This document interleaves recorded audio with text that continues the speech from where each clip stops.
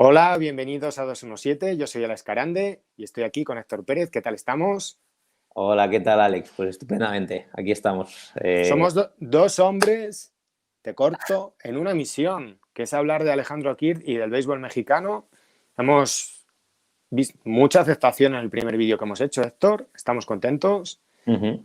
y consideramos que Héctor está siguiendo la liga, la domina mucho, estamos estableciendo contactos porque queremos entrar en profundidad, pero ahora vamos a tocar el tema de Alejandro Kirk, que nos parece un jugador muy interesante.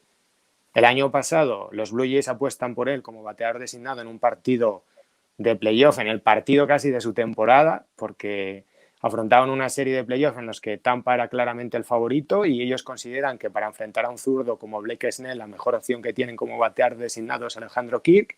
Pero, ¿quién es Alejandro Kirk? Pues muy buena pregunta. Alejandro Kirk, bueno, es un prospecto muy interesante, natural de Tijuana.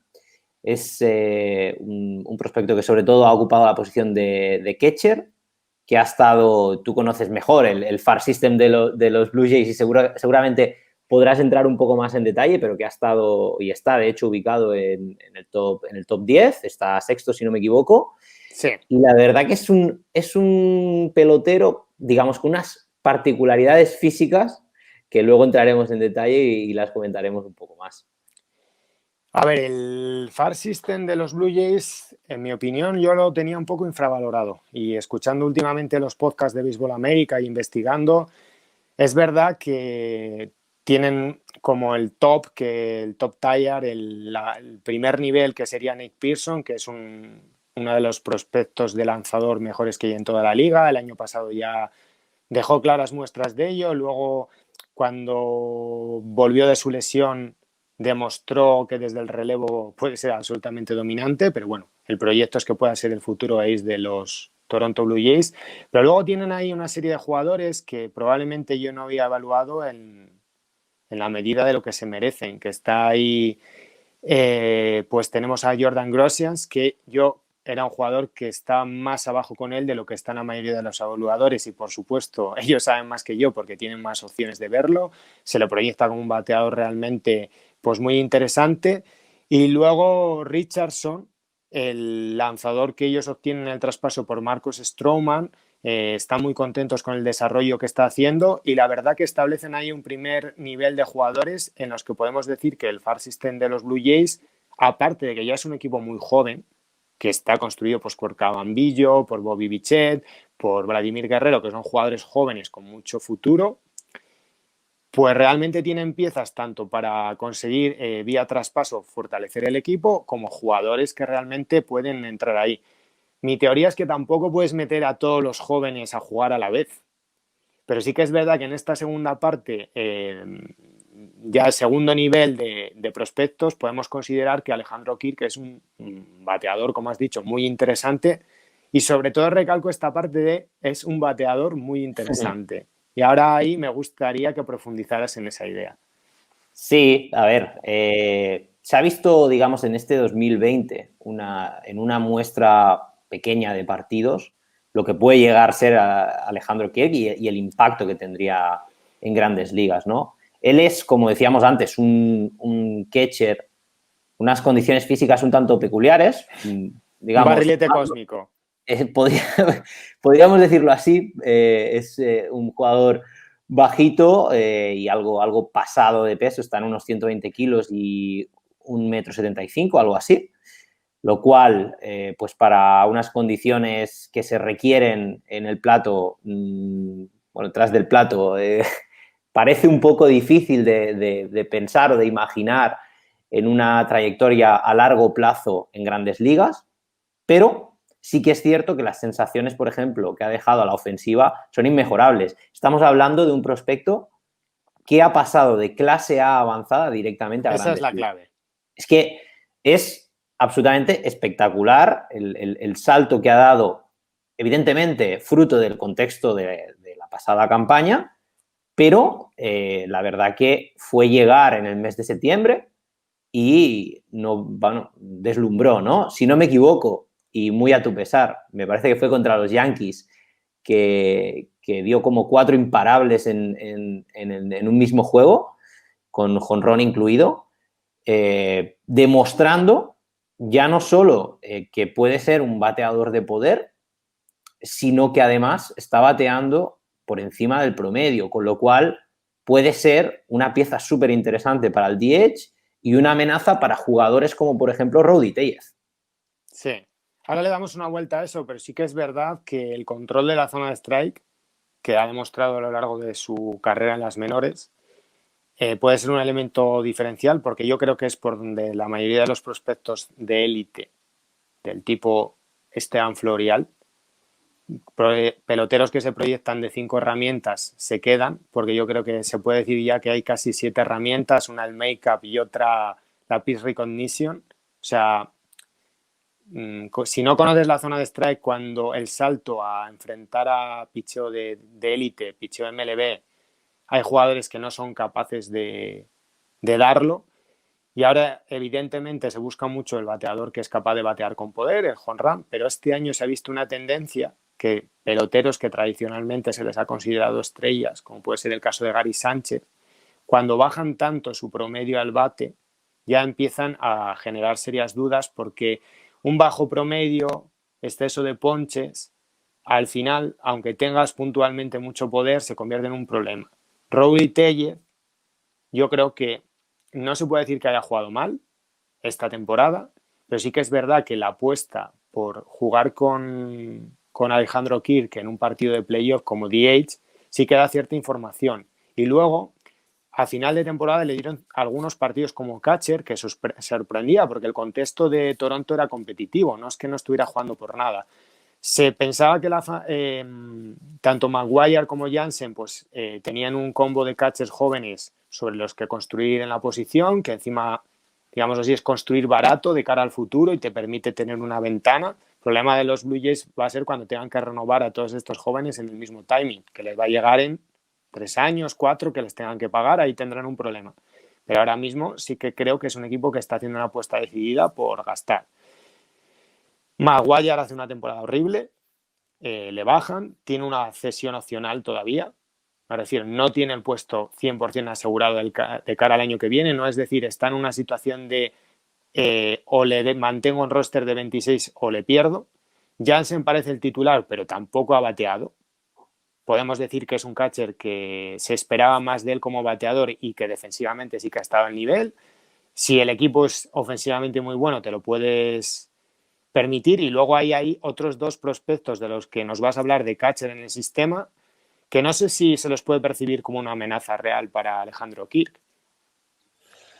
Bueno, tenemos 2 casos, como bien dices, uno que sería el venezolano Gabriel Moreno, que también es un prospect top 10, y después un poquito más atrás tenemos a Riley Adams, que sí que quizá este segundo prospecto está ya más preparado para dar el salto, pero sí que es cierto que no se espera quizá de él que pueda llegar a ser un catcher, digamos, para todos los días, por así decirlo, ¿no? Entonces, claro, a nivel de amenaza, yo creo que la amenaza partiría en sí, al menos en el corto plazo, pues de una posible recuperación de Maguire, lo cual me parece muy difícil porque yo tengo la teoría de que probablemente va a empezar en AAA, o si no va a empezar, digamos, los Blue Jays van a tener poca paciencia para enviarle A ver, a mí lo que me parece en el caso de AAA. Maguire es que ellos tenían una idea ideal muy mental de que Jansen era un catcher diestro como bateador y Maguire era uno zurdo, construir un platoon que les hubiera podido funcionar. ¿Qué pasa? Que cuando eres la parte mala del platoon, muchas veces, si para ti el titular es Jansen, porque es el que consideras mejor jugador, tú como zurdo, Maguire, deberías de empezar los partidos contra los lanzadores diestros, que son la mayoría. Claro. Entonces, ser segundo plato ahí te condena mucho en cierto modo porque casi estás cogiendo mucho platoon desfavorable y no es fácil poner ciertos números. Yo creo que Maguire va a tener cierto mercado porque el mercado de jugadores está muy restringido y yo más que verle en AAA, que es como devaluar a tu propio jugador, le veo traspasado. Que igual no, que igual quieren empezar de cero porque no deja de ser un jugador todavía barato, que puedes decir, pues yo tengo un año para ver qué hay más en este tío, pero Sí que estoy bastante de acuerdo con la teoría de que está ya como fue Tony Walters en Colorado, esta gente que siempre se la ha tenido a la defensiva por catchers de cierto nivel, por receptores de cierto nivel, pero que ya se les va acabando un poco el tiempo, porque cuando cobran $500,000 los equipos les hace mucha gracia, pero cuando cobran ya 1,5 millones o 2 ya no gustan tanto y Sí, sí, no, por absolutamente. métricas defensivas se ponen ahí todos los catchers. Sí, sí, es así. Yo, si no me equivoco, diría que a él le queda un año por el mínimo salarial y ya pasa Sí. arbitraje. Te quiero decir que en el hecho de que a lo mejor pueda empezar la temporada en AAA o se le pueda enviar a AAA es por el mero hecho de aguantar este último año, como bien dices, que tiene un contrato, digamos, amigable, vamos a decirlo así, y que probablemente podría continuar durante una temporada en Toronto. Pero lo que está claro es que no, digamos que no van a permitir la franquicia de Ontario seguramente el hecho de que el nivel continúe estando al igual que el año pasado. Y más sabiendo lo que viene por detrás. Y ya no solo el caso de Alejandro Kirk, sino los dos otros prospectos de los que hemos hablado ya, ¿no? Entonces, bueno, quizá buscar un traspaso sería una fórmula igual de válida.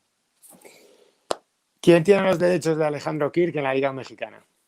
Pues mira, en la LMP, que es la Liga Mexicana del Pacífico, que es la que se está disputando ahora en temporada invernal, los derechos son de los Naranjeros de Hermosillo. Sí que es cierto que Alejandro Kirk no ha disputado hasta la fecha, no ha jugado ningún encuentro. Yo creo que no se le espera, salvo que haya alguna sorpresa, pero en el caso de que tuviera que debutar, lo haría con la franquicia de Sonora. Al final sí que es complicado, pero bueno, a ver, estamos hablando de un prospecto que le vamos a proyectar ahora, humildemente, pero que tampoco tiene asegurado el futuro MLB. Es decir, es un jugador que va a depender mucho de su desarrollo al bate porque es complicado que pueda permanecer como catcher a la defensiva. Entonces, lo que le podría dar un valor diferencial, porque cuando se habla de valor posicional evaluando jugadores, la posición de catcher es muy tenida en cuenta. Uno, por que defensivamente es la que más impacto tiene en el juego, y dos, por la escasez de jugadores que hay ahora mismo que te puedan jugar con solvencia en la posición. Entonces, sí que dio la sensación de que Toronto el año pasado tenía la intención de conseguir que jugara partidos en la posición de catcher y que le encontraban valor al jugador en ese rol. Entonces, ¿cómo proyectamos a Alejandro Kirk o qué podemos esperar del próximo año? Sí, es un poco difícil porque sí que es cierto que tuvo actuaciones como catcher, no solo como DH, evidentemente, sino que también ocupó la posición de catcher, de receptor, pero sí que es cierto que lo que se comentó en su momento es que había tenido actuaciones bastante dispares, sobre todo a nivel de lo que sería el framing, ¿no? Que a la defensiva había dejado dudas, precisamente por esa irregularidad, que al final no deja de ser fruto también, yo creo, un poco de la juventud y de lo que hemos hablado al principio. No podemos olvidar que es un prospecto que ha dado un salto desde clase A avanzada. Por tanto, eso se tiene que tener muy en cuenta. Lo que pasa, a mí un poco la intuición me dice que con todo lo que tiene detrás o lo que viene por detrás a nivel de receptor, es muy posible que al final Vladimir Guerrero te va a estar jugando la primera base, ya se ha visto en el 2020, tiene todos los números de seguir así. Y viendo un poco la situación de Rowdy Tellez, es muy probable que al final Alejandro Kirk, más pronto que tarde, se acabe convirtiendo en un DH. Yo creo que sus números van a tener un receso, porque es obvio, porque al final lo hablamos, es una temporada muy, muy corta, donde además la muestra de partidos de Alejandro Kirk ha sido muy baja, porque al final ha estado, no sé si, en 24 turnos al bate, por tanto, no podemos asegurar nada, pero sí que la intuición, yo creo que a mí personalmente me dice que podemos estar hablando del futuro DH a tiempo completo, por así decirlo, de los Toronto Blue Jays. Yo sí que lo creo porque me parece que les interesa establecer una competencia y que lo ideal es que empiecen el año con un platoon, con Rowdy Tellez, pero como jugador, yo creo que el swing tan compacto que tiene Alejandro Kirk, el control de la zona de strike, puede ser diferencial y puede darles un puntito a un equipo como Toronto, que en ciertos modos lo ha echado de menos, porque sí que es verdad que Toronto ha sido un mal equipo en términos de ejecución. O sea, ha perdido ciertos partidos por errores. Todo este control de los pequeños detalles que puede tener un equipo como Tampa Bay Rays no lo ha tenido Toronto, pero podemos achacarlo a la juventud y es un equipo que está lleno de talento. Entonces, un bate que te puede dar por encima del 300, que se va a envasar, que te va a poner un OVP muy alto y que encima pueda batear con cierto poder, yo creo que si él es capaz de proyectarse como un bateador con poder, de poner 25 o 30 jonrones por temporada, va a tener mucho espacio para crecer como bateador, que a veces es lo que necesitas, que te den la oportunidad, tener turnos al bate, que tampoco te encasillen excesivamente en un rol, porque sí que es verdad que los jugadores a veces, si es el bateador designado en un rol limitado solo para lanzadores zurdos, yo creo que le va a costar establecerse en la liga. Si es capaz de dar un paso más, romper la barrera y quedarse con el puesto en general, como has dicho tú, entonces yo creo que es un jugador a seguir y una futura estrella del béisbol mexicano en las mayores. O sea que nos va a dar para disfrutar mucho. Pues Pues nada, ha sí. sido un placer, Héctor, y vamos a seguir haciendo contenido de este tipo, o sea que seguirnos en 217, acordaros de suscribiros, que es importante para nosotros y nos ayuda mogollón. Un abrazo, ha sido un placer. Venga, un abrazo. Muchas gracias, Alex.